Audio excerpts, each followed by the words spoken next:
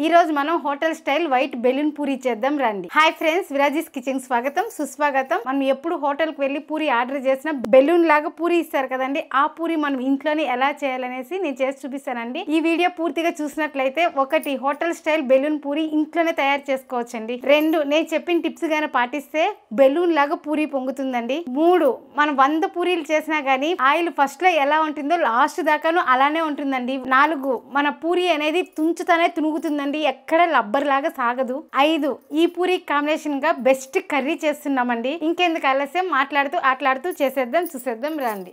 ఈ balloon puri video పూర్తిగా చూడండి. ఈ వీడియో కనుక నచ్చినట్లయితే ఒక్క లైక్ చేయండి, అలానే హైప్ చేయండి. ముందుగా మనం పూరికి కావాల్సిన పదార్థాలు చూసి కలిపి పెట్టుకుందామండి. ఈ పూరి పిండి అనేది ఒక 15 నిమిషాలు నానితేనే పూరి అనేది చాలా బాగా పొంగుతుందండి, అలాగే సాఫ్ట్గా కూడా ఉంటుందండి.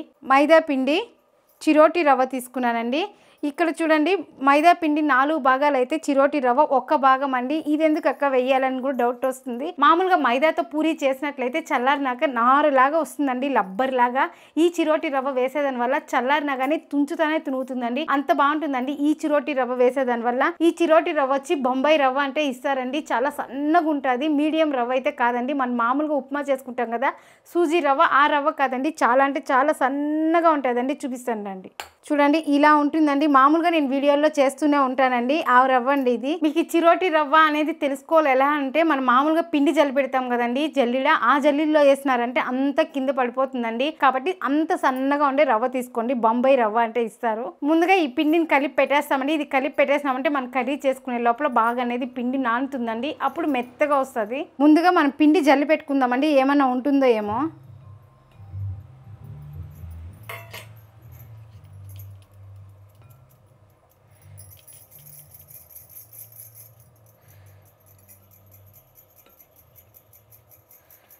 పిండిలో అయితే ఏం లేదండి. మన పిండి ఇందులోనే జల్లి పెట్టాం కదండి, ఇందులోనే నేను చిరోటి రవ్వ కూడా జల్లి పెడుతున్నాను. ఇందులో నుంచి ఎలా పడిందో ఈ చిరోటి రవ్వ కూడా అలానే పడుతుందండి. పిండి ఏమాత్రం నిలవకుండా పడిందో అట్లే పడుతుంది. చిరోటి రవ్వ కూడా చూడండి ఎక్కడా లేదో అంతా పడిపోయింది, అంత సన్నగా ఉంటుందండి ఈ చిరోటి రవ్వ అనేది. మామూలుగా మీరు చిరోటి రవ్వ అనేసి అడిగితే షాపుల్లో ఇవ్వరండి, బాంబాయి రవ్వ సన్న రవ్వ అంటే ఇస్తారండి. ఇప్పుడు ఇందులో కొద్దిగా సాల్ట్ వేసుకుందాము. ఇప్పుడు దీన్ని బాగా మిక్స్ చేసుకుందాము. సాల్ట్ వేసాం కదండి, ఒకసారి కలుపుకున్న తర్వాత మళ్ళీ నీళ్ళు వేసుకోవాలి. ఇప్పుడు నీళ్ళు పోసి కలుపుకుందామండి. నీళ్ళు కూడా కొద్దిగా వేసుకోండి. కొంచెం పిండి అనేది గట్టిగానే ఉండాలండి దీనికి, ఎందుకంటే చిరోటి రవ్వ వేస్తాం కదా, మెత్తగా అవుతుంది.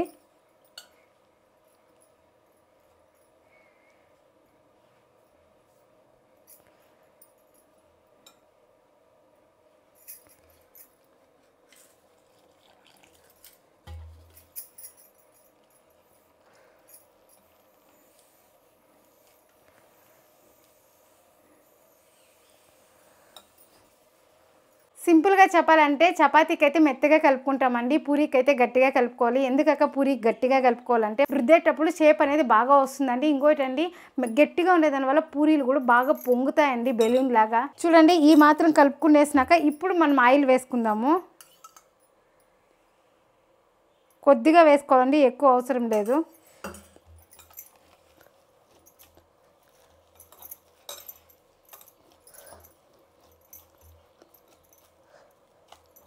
చూడండి, పిండి అనేది కూడా గట్టిగా ఉందండి.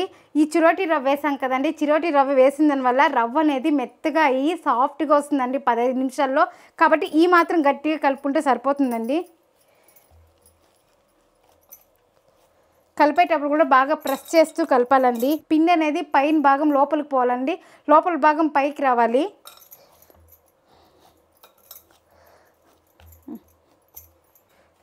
చపాతీకి కలిపిన పూరికి కలిపినా మన చేతికి అనేది అంటుకోకూడదండి, అప్పుడు పర్ఫెక్ట్గా కలిపినట్లు. చూడండి, ఎక్కడ అతుక్కోలేదు. ఇప్పుడు మూత పెట్టి ఒక 15 నిమిషాలు పక్కన పెట్టేద్దామండి. పిండి కలిపినాక 15 నిమిషాలు నానాలండి. ఆ 15 నిమిషాల్లో మీకు ప్రామిస్ చేసినట్లు బెస్ట్ కర్రీ చేసి చూపిస్తానండి.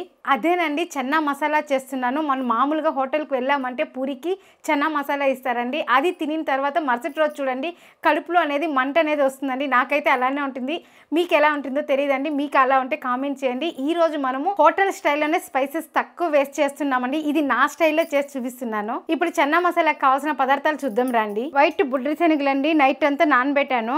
ఒక నైట్ అంతా నానితేనండి బుడ్డి శనగలు అనేది బాగా ఉడుకుతుంది. ఈ కర్రీకి ఎక్కువ అనేది పలుకులు ఉండకూడదండి.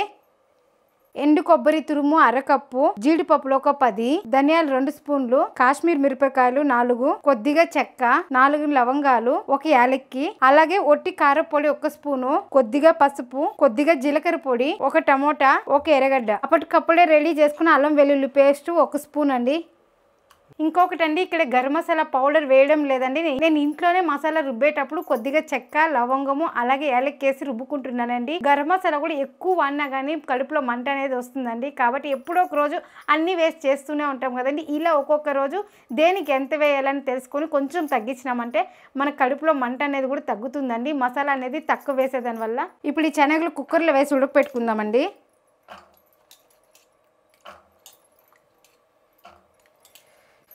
ఇప్పుడు నీళ్ళు పోసుకుందాము. నీళ్ళు కూడా ఎక్కువ అని లేదు, తక్కువ అని లేదండి, మనం మీడియంగా పోసుకోవాలి. మన బుడ్డి శనగలు మునిగినాక ఇంకొంచెం ఎక్కువ పోసుకోవాలండి. చూడండి, ఈ మాత్రం పోసుకుంటే సరిపోతుంది. హోటల్లో అయితే కన్నా టీ బ్యాగ్ వేస్తారండి. ఇక్కడ నేను టీ బ్యాగ్ వేస్తలేదు, నేను అలానే చేస్తున్నాను. అది ఎక్కువ కలర్ వచ్చి చూసేదానికి ఒక లాగా ఉంటుందండి. కాబట్టి నాకైతే నచ్చదండి ఆ టీ బ్యాగ్ వేసేదాని వల్ల. అందుకే నేను ఇలానే చేస్తున్నానండి. ఇందులో కల్లుప్పు. ఇప్పుడు స్టవ్ ఆన్ చేసినాం కదండి, 4 విజిల్ పెట్టుకున్నామంటే మెత్తగా ఉడుకుతుందండి. అదే మీరు 3 గంటలు 4 గంటలు నానబెట్టినట్లయితే ఒక 5-6 విజిల్ పెట్టాలండి. ఓవర్ నైట్ అంతా నానబెట్టినాను కాబట్టి 4 విజిల్ సరిపోతుందండి. ముందుగా కడాయి పెట్టుకొని కొబ్బరి తురుము, జీడిపప్పు, ధనియాలు, మిరపకాయలు, అలాగే గరం మసాలా ఇవన్నీ వేయించుకుందామండి.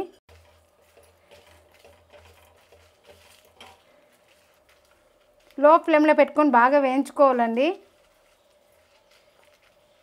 చూడండి, ఈ మాత్రం వేయితే సరిపోతుంది. ఇప్పుడు స్టవ్ ఆపేస్తున్నాను. మన కడాయి అనేది ఉడుగ్గా ఉంటుందండి, అలానే వదిలినా కానీ సరిపోతుంది. ఇంకా ముందుగా టమాటా మిక్సీ పట్టేద్దాము. మళ్ళీ అదే జార్లోనే మనం ఇందాక వేయించుకున్నాం కదా కొబ్బరి పొడి, అది పెట్టుకుందాము.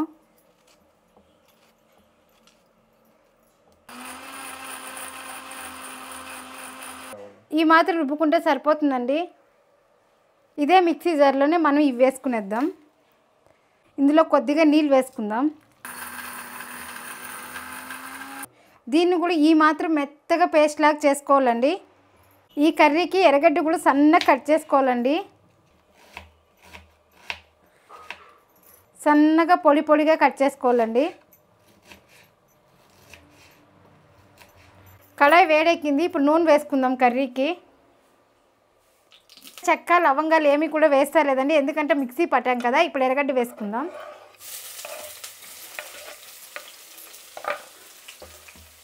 ఎర్రగడ్డలు బాగా బ్రౌన్ కలర్ రావాలండి, అంతవరకు వేయించుకోవాలి. చూడండి, ఎర్రగడ్డలు ఈ మాత్రం వేగినప్పుడు అల్లం వెల్లుల్లి పేస్ట్ వేసుకుందాం.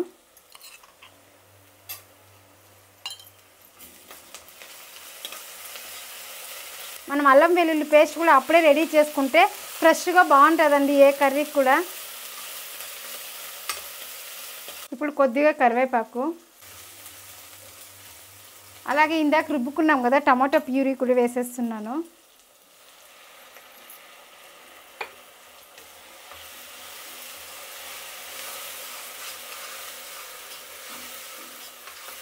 ఈ టమాటా ప్యూరీ బాగా పచ్చి వాసన పోయేదాకా వేయించుకోవాలండి. ఇప్పుడు ఈ మాత్రం వేగితే సరిపోతుందండి. మనం మసాలా ఇందాక రుబ్బుకున్నాం కదా, ఈ మసాలా కూడా వేసేద్దాం.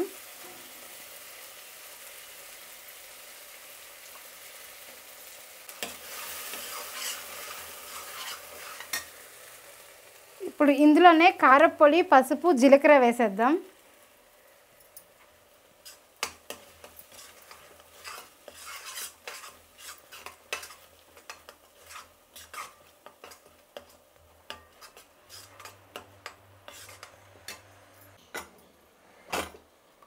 చూడండి, మన బుడ్డి శనగలు కూడా బాగా ఉడికిపోయాయండి. ఇది ఇట్లా పట్టుకొని నలిపితే ఎక్కడ పలుకులు రాకూడదండి, ఇలా మెత్తగా పిండిలాగా అయిపోవాలండి. అప్పుడే చనా మసాలా బాగుంటుంది. ఇప్పుడు ఈ మసాలా కూడా వేగిందండి. ఆల్రెడీ మనం వేయించే కదా మిక్సీ పట్టాం కాబట్టి ఎక్కువ వేయించాల్సిన అవసరం లేదు. ఇప్పుడు ఇందాక ఉడక పెట్టుకున్నాం కదండి, ఇవి వేసేద్దాం.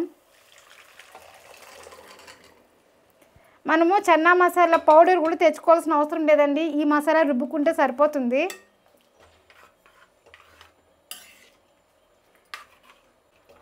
ఉప్పు ఆల్రెడీ వేసాం కదండి, కాబట్టి ఇక్కడ నేను వేస్తలేదు.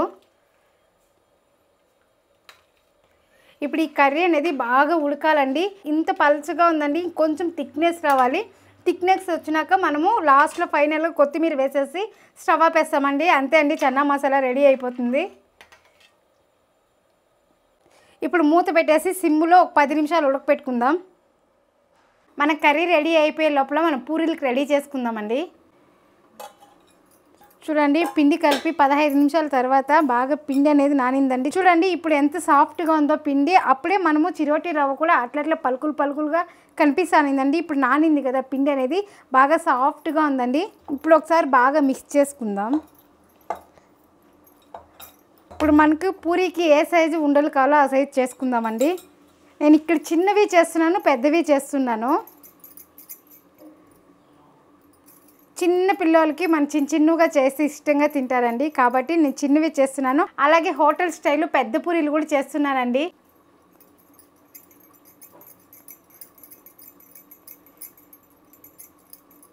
ఉండలు కూడా రౌండ్గా వస్తే మనకి షేప్ బాగా వస్తుందండి. ఈ 3 చిన్న పూరీలకి, ఈ 3 పెద్ద పూరీలకి మనం ఉండలు చేసుకునే లోపల చూడండి కర్రీ కూడా రెడీ అయిపోయిందండి. చూడండి ఈ మాత్రం గట్టిగా ఉంటే బాగుంటుందండి పూరీకి అనేది. మీకు పలచగా కావాలంటే ఇంకొంచెం నీళ్ళు వేసుకోవచ్చండి. చూడండి చూడడానికి ఎంత బాగుంది కదా. ఇందులో లాస్ట్గా కొత్తిమీర తరిగి వేద్దాము. అంతే అండి, మన చన్నా మసాలా రెడీ అయిపోయింది. ఇప్పుడు దీన్ని తీసి పక్కన పెట్టేసి ఈ స్టవ్ పైనే మనం నూనె పోసి పెట్టుకుందామండి పూరీలు చేసుకునేకి. చూడండి ఈ కడాయిలో మసాలా వేయించుకున్నాం, ఈ కడాయిలో పూరీ కాల్చుకున్నాం, ఈ కడాయిలో చన్నా మసాలా చేసుకున్నాం. చూడండి అన్నిటికీ మూతలు పర్ఫెక్ట్గా ఉన్నాయండి. చూడండి ఇందులో కర్రీ చేసిన దీనికి మూత పెట్టినామంటే గ్రిప్గా కూర్చుంటుంది. ఇప్పుడు ఇందులో పూరీ కాల్చాం కదండి, అడావిడిగా బయట వెళ్తాం, వేరే గిన్నెలో పోసే కావద్దు కదండి.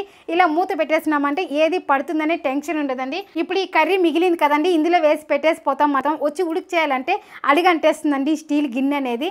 అదే కానీ దీంతోనే ఉన్నట్లయితే వస్తేనే ఈజీగా మనం అంటించి సిమ్లో పెట్టేసినామంటే అది వేడి ఎక్కుతూ ఉంటుంది. మధ్యలో వచ్చి కలిపినామంటే ఈజీగా వేడి అనేది ఎక్కిపోతుందండి. దీనికి మూత కూడా పర్ఫెక్ట్గా కూర్చుంటుందండి. ఫాస్ట్లో పొద్దున్న ఇలా పెట్టేసి పోయేసినామంటే కూడా ఈవినింగ్ వచ్చి మనం వేడి చేసుకునేకి చాలా అంటే చాలా ఈజీగా ఉంటుందండి. ఇందులోనే ఉన్నట్లయితే మనం టేబుల్ పైన పెట్టుకొని అలానే వేసుకొని తినచ్చండి, అంత బాగుంటుందండి. ఈ కడాయిలు అనేది మనం మామూలుగా ఈ కడాయిలు అన్నిట్లో చేసినా కానీ టేబుల్ పైన పెట్టుకునేకి చూడడానికి అందంగా ఉంటుంది, తినడానికి వేసుకునేకి చాలా ఈజీగా ఉంటుందండి. మీకు ఈ కడాయిలు కానీ కావాలంటే వాట్సాప్ నెంబర్ ఇస్తానండి, దానికి మెసేజ్ చేశారంటే నేను డీటెయిల్స్ అంతా పంపిస్తానండి. ఇవే కాదండి మన దగ్గర ఇంకొక సైజు కూడా ఉందండి. ఇది పెద్ద సైజ్ అండి, 28 ఈ సైజు. 28, 26, 24, 22 అండి, 4 సైజులు మన దగ్గర దొరుకుతుంది. మీరు కావాలంటే వాట్సాప్ నెంబర్ పెడతాను, దానికి మెసేజ్ చేశారంటే నేను డీటెయిల్స్ అంతా పెడతానండి. చూడండి మీ ముందరే కొత్త ప్యాకెట్ చింపి నూనె పోస్తున్నానండి. మీకు ప్రామిస్ చేశాను కదండి ఫస్ట్లో ఎలా ఉంటుందో లాస్ట్లో కూడా నూనె అలానే ఉంటుంది, కలర్ ఎక్కడ చేంజ్ అవ్వదనే అలానే ఉంటుందండి. ఇక్కడ ఒత్తుకునే ఎక్కువ నేను పొడిపిండి వాడతా లేదండి, ఆయిల్ తీసుకున్నాను. ఆయిల్ తడుపుకొని ఒత్తుకుంటామండి. చూడండి ఒకే పక్కే ఒత్తాను కదా, మళ్ళీ ఈ పక్కన ఇట్లా తిప్పించుకున్నామంటే సరిపోతుంది.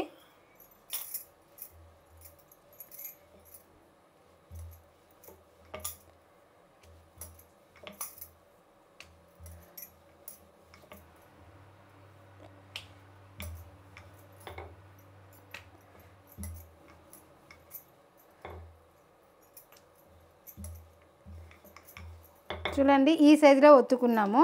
ఇలా ఆయిల్ అప్లై చేసుకునే దానివల్ల నూనె అనేది ఎక్కడ చేంజ్ అవ్వదండి. అది మనం పొడిపిండి వేసుకునే దానివల్ల ఆ పొడిపిండి అంతా పోయి ఆయిల్లో పోయి నల్లగా అవుతుందండి. అలా అయితే మనకు తినబుద్ధినూ కాదు. అలా చేసుకునే దానివల్ల ఆయిల్ ఒక్కసారి డీప్ ఫ్రై చేయన్ అవుతుందండి, రెండోసారి చేయన్ కాదు. ఇలా చేసుకునే దానివల్ల ఆయిల్ ఎక్కడ చేంజ్ అవ్వదు కలరు, కాబట్టి మనం మళ్ళీ కూడా ఇంకొకసారి డీప్ ఫ్రై చేసుకోవచ్చండి. మనకి ఇలా ఏ సైజు కావాలో ఆ సైజులో ఇలా ఒత్తుకుంటే సరిపోతుంది. మీకు చెప్పాను కదండి పిండి కూడా బాగా నానిందంటే ఎక్కడ అతుక్కోదు, బాగా వస్తుంది అనేసి. చూసారు కదండి మనకి ఎక్కడ కానీ కొయ్యికి కానీ అతుక్కోలేదు, చేతికి కానీ అతుక్కోలేదు, అలాగే బండకి కానీ అతుక్కోలేదండి. అంత బాగుందండి. అసలు రవ్వ వేసి ఇంత మెత్తగా వస్తుందని ఎవరైనా అనుకున్నారండి? చూసారా ఎంత మెత్తగా మనం ఒట్టి పిండేసినట్లే వచ్చింది. కాకపోతే హెల్త్కి మైదా కూడా అంత మంచిది కాదండి. మీరు కావాలంటే ఇదే అర్థం అదే అర్థం కూడా వేసుకోవచ్చు. మీకు చూపించడానికి నేను 4 భాగాలు మైదా, 1 భాగము చిరోటీ రవ్వ తీసుకున్నాండి. మీరు అట్లా వద్దాక మాకు ఎక్కువగా చిరోటీ కావాలంటే కానీ వేసుకోవచ్చండి. అర్థం చిరోటీ వేసుకోవచ్చు, లేదా ముక్కాల భాగం చిరోటీ వేసుకొని కూడా కాల భాగం మైదా వేసుకోవచ్చండి. అట్లానూ బాగొస్తుంది పూరీలు అనేది. ఈసారి నేను అలానూ చేసి చూపిస్తానండి మీకు. ఇప్పుడు ఆయిల్ కాగిందా లేదా చూద్దాం. ఆయిల్ అనేది మనకు బాగా కాగాలండి, అప్పుడే మనకు పూరీలు అనేది బెలూన్ లాగా పొంగుతాయి. ఆయిల్ కాగిందండి.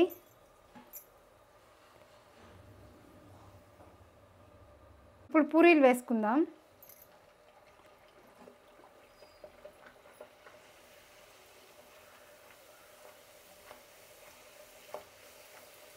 ఊరికే లైట్గా ఇలా ప్రెస్ చేయాలండి, అదే బెలూన్ లాగా పొంగుతుంది. చూసారు కదండి, చూడండి ఎంత బాగా పొంగిందో పూరి అనేది.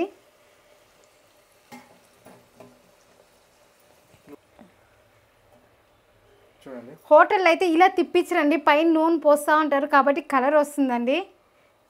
వాళ్ళు చిరోటి వేయరండి, ఒట్టి మైదా వేస్తారు కాబట్టి వాళ్ళది కొంచెం బ్రౌన్గా వస్తుంది. మైదాలో చిరోటి వేసాం కదా కాబట్టి ఈ పూరి అనేది ఎక్కువ కలర్ రాదండి. కాబట్టి పాప ఇది వైట్ బెలూన్ పూరి అంటుందండి. అలాగే ఇంకొక పూరి కాల్చుకుందాం.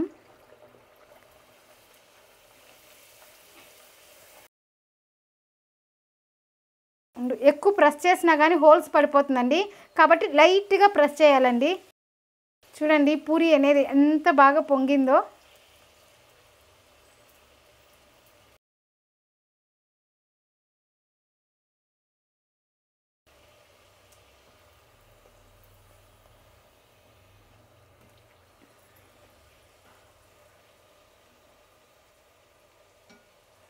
చూడండి పూరి ఎంత బాగా పొంగిందో.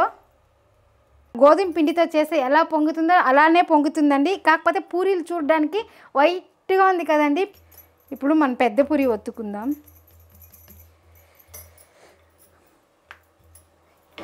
పూరి రుద్దేది కూడా చూపించాలి అక్క అని చాలామందికి డౌట్ వస్తుందండి. కొత్తగా పెళ్ళైన వాళ్ళకి, వంట రాని వాళ్ళకి ఇలా చేసి చూపించినామంటే వాళ్ళు నేర్చుకుంటారు కదండి.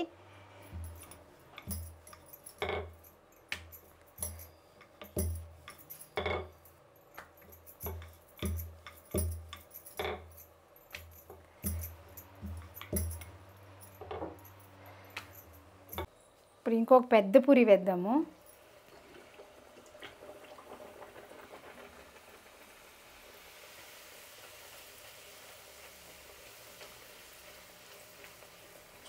చూడండి ఎంత బాగా పొంగిందో పూరి అనేది. మరి చిన్న పూరి కంటే పెద్ద పూరినే ఇంకా బాగా పొంగిందండి, బెలూన్ లాగా.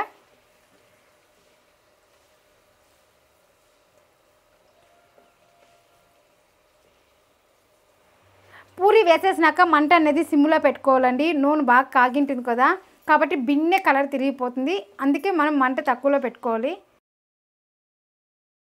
చూడండి మన బెలూన్ పూరి రెడీ అయిపోయింది. అలానే ఇంకొక పూరి వేసుకుందాం.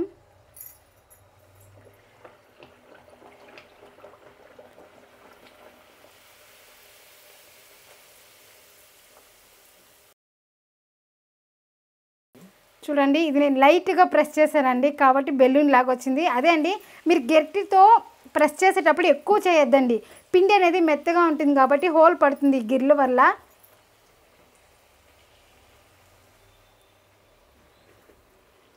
ఇలా సిమ్లో పెట్టుకొని కాల్చుకోవాలండి.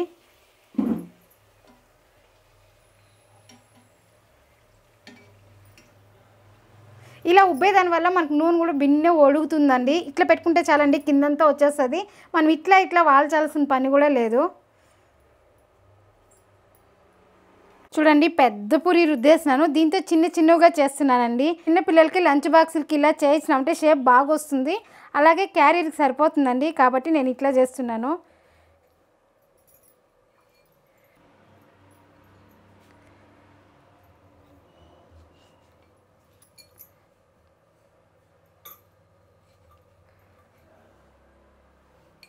ఈ పిండిని తీసి కూడా ఆ పూరి పిండిలోకి వేసేయచ్చండి, ఎందుకంటే మనం పొడి పిండి వేయలేదు కదా కాబట్టి. ఇప్పుడు చిన్న పూరీలు వేసుకుందామండి.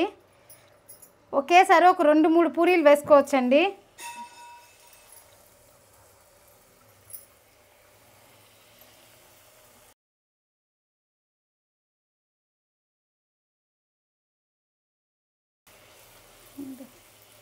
చూడండి ఇవి కూడా బాగా పొంగాయండి.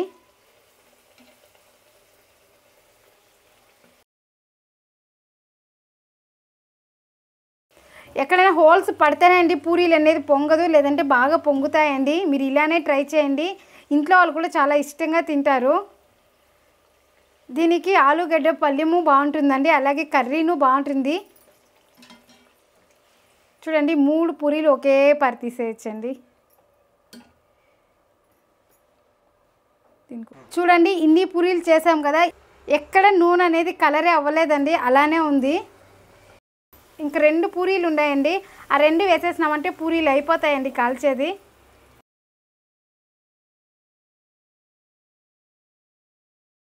అంతే అండి, ఎన్ని పూరీలు చేసినా కానీ ఇలానే మీకు ఎక్కడ నూనె కలర్ తిరగదండి. మీరు ఇలానే చేసుకోండి, పూరీలు అనేది బెలూన్ లాగా ఉబ్బుతాయి. చూడండి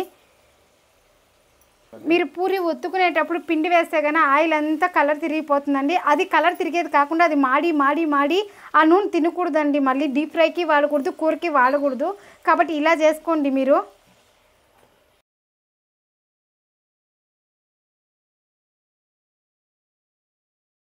అంతే అండి, మన వైట్ బెలూన్ పూరి రెడీ అయిపోయిందండి. ఇప్పుడు స్టవ్ ఆపేద్దాం.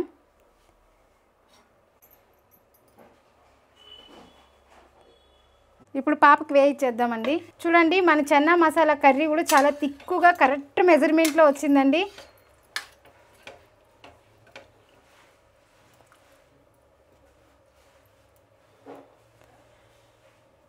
ఇప్పుడు ఇట్లా గట్టిగా ఉండేదాని వల్ల పిల్లలు ఈ గింజలు కూడా పెట్టుకొని తింటారండి. చూసారు కదండి, మన వైట్ పూరి రెడీ అయిపోయింది. ప్లేటు వైటే, పూరి వైటే అండి. దీంతో చెన్నా మసాలానే కలర్గా బాగా కనిపిస్తుంది కదండి, పూరి ఎక్కడా కనిపిస్తలేదు.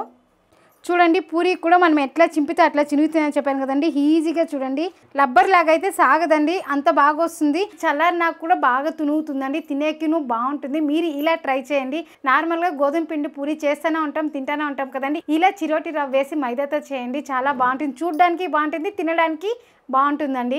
ప్రామిస్ చేశాను కదా, నూనె ఎక్కడనూ కలర్ తిరగదు, అలాగే బెలూన్ లాగా పూరి ఉబ్బుతుంది అనేసి. చూసారు కదండి, అలానే పూరి తుంచినా గానీ పేపర్ లాగా తినుగుతుందండి, ఎక్కడ లబ్బర్ లాగా సాగడం లేదు. మీరు ట్రై చేయండి, ఎలా వచ్చిందో నాకు కామెంట్ చేయండి, నేను దానికి రిప్లై నేను ఇస్తానండి. అంతే అండి, మనం ఏం చేసినా ఫాస్ట్ లోను, టేస్ట్ లోను, క్వాలిటీలోను ఎందులోనూ రాజీ పడకూడదండి. ఎందులో రాజీ పడదు, మీరు రాజీ పడకండి. ఈ వీడియో కానీ నచ్చినట్లయితే ఇలానే వైట్ గా కొబ్బరి పూరి ఉందండి, అది చాలా అంటే చాలా బాగుందండి, మీకు నచ్చుతుంది. ఇక్కడ క్లిక్ చేసి చూడండి, ఆ పూరి కూడా కొంచెం డిఫరెంట్గా టేస్ట్ అయితే సూపర్గా ఉందండి. ఇలాంటి మంచి మంచి వీడియోస్తో మళ్ళీ కలుద్దాం. బాయ్.